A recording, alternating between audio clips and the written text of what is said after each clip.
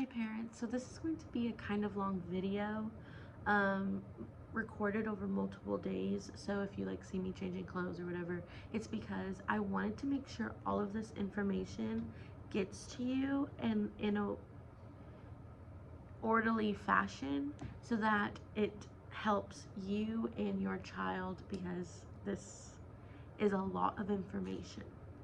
Um, I passed out these sight words and was just kind of like, here you go, like, here are some sight words to go over every day. But I want to talk a little bit more in depth about them.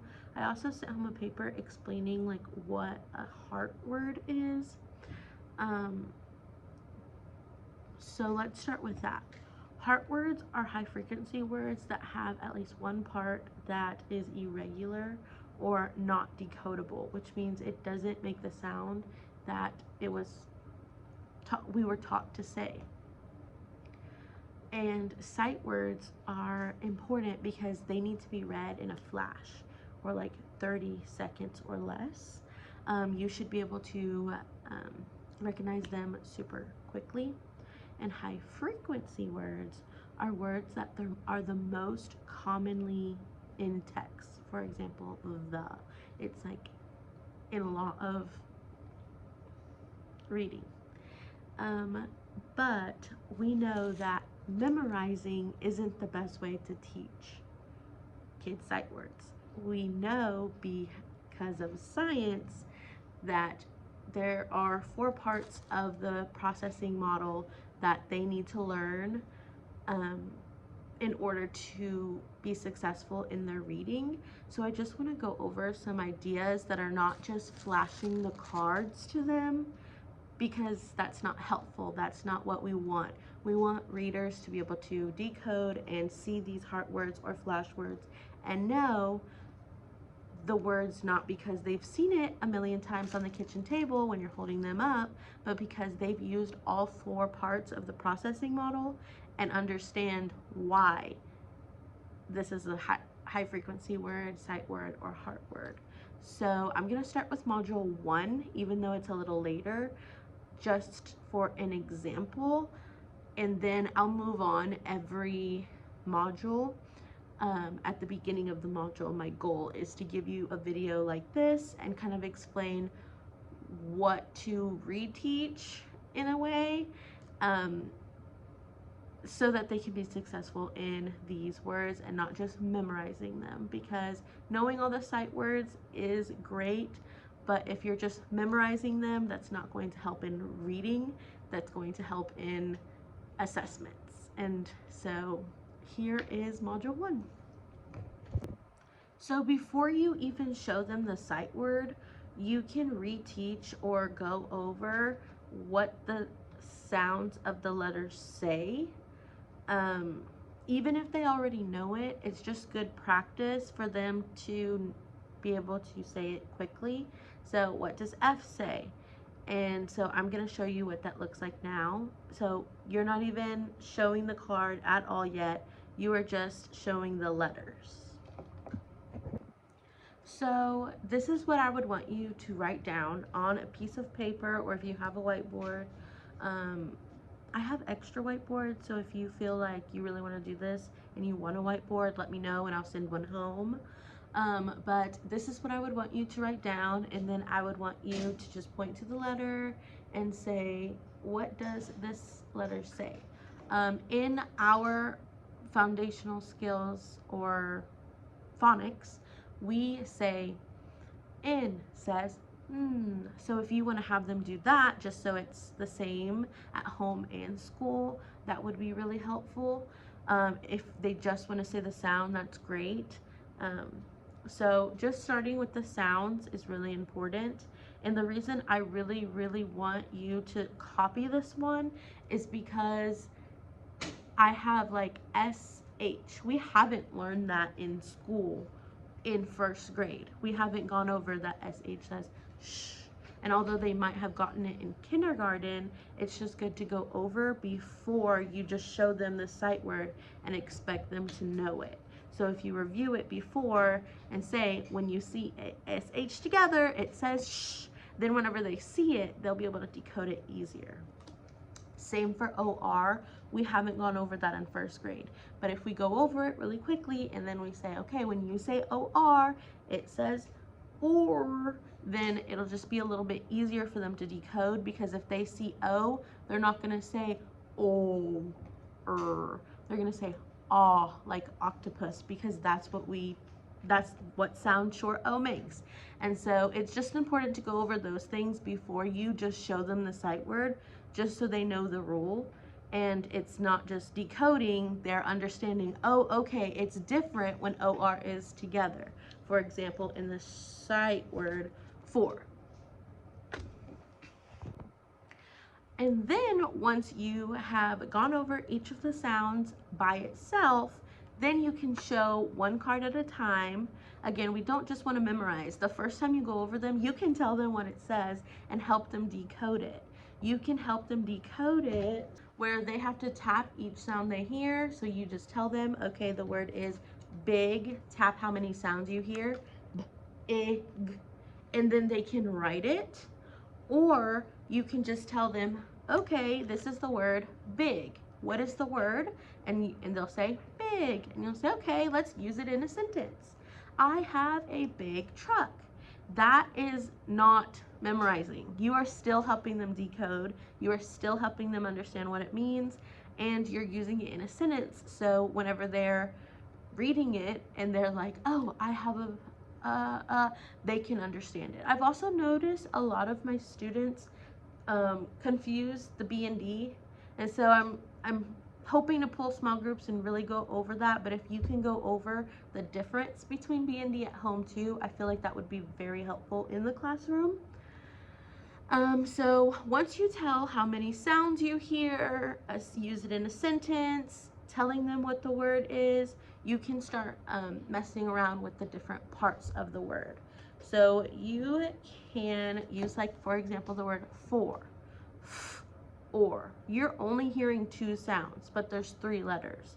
So that's why it's really important to go by sounds and not letters. So whenever they decode it, they're saying or, but that's the part that they are memorizing. They're not memorizing the word for. They know is the letter F, so they'll be able to write it down. The hard part is that OR says or. And that will help them in other words as well. I think it's module 2. Oh no, it is module 1. I just don't have the card. The sight word is or. And I have some friends say, oh, but if we teach the rule that OR says or, then the sight word will be less tricky because they're not memorizing the word, they're memorizing the skill, if that makes sense. So if I were teaching the word can, I already had my letters and we already went over k, Now I'm going to give them the card or show them the card, and I'm going to say, this is the word can. What is this word? And I'll say can. And I'll say, okay, how many sounds do you hear? Let's tap the sounds. K, e, n, k, e, n, k, e, n. And then we will go over the initial sound. So the initial sound is just the first sound you hear, but I would say k, k, that's the first sound. And of course they're gonna say, well, is that a C or a K? I feel like in this instance, you can tell them, but later when we learn the rule, I'll let you guys know, so that way they need to figure out if it's a C or a K. And so they'll write the letter that makes that sound and then do the same for the rest of the sounds. What's the middle sound? What's the final sound? And this will help remove some of those tricky parts. So if the word is push, they're tapping sh, 3. They need to know that sh is SH together. So they're still spelling it correctly, but SH goes in one box. So again, this is just like an overall, I'm gonna give you a deep lesson. That way you know exactly what to do. So again, I'm gonna go over this like more in depth. I just wanted to make sure like that I emphasize that I am less worried about them memorizing the words and knowing all their sight words and more worried about if they can decode them.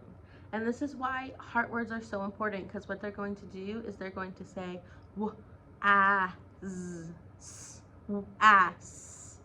And part of the heart word, or what you need to memorize, is that in the word was, a says and s says z, was. And so this is why this video is important, and I'm very excited to be able to help every student, and hopefully this helps you kind of understand why sight words are important and why teaching them this way is important. Okay, so what I'm sending home looks like this, and it's laminated so you can write on it, or you can get one of these. I got this from the Target dollar spot, and so you can just write on it with whiteboard markers and it'll erase right off. And so what I like to do is I like to tell them the word first so they don't even see it, because then what they'll do is they'll try to decode it. And so I say, I have a word, and my word is sit. Sit. Can you say the word sit? I'll say sit. I'll say, yes, sit. Can you help me tap out how many sounds you hear? And I love this because you can do it so many ways. You can get a Pop-It and pop the sounds. You can get Play-Doh, smash the sounds. You can just get a marker and write a dot for every sound. You can tap your fingers, which is what we do. We say s, it, s, it. That's what we do in our phonics time. So if you want to just keep it the same, like, that's great.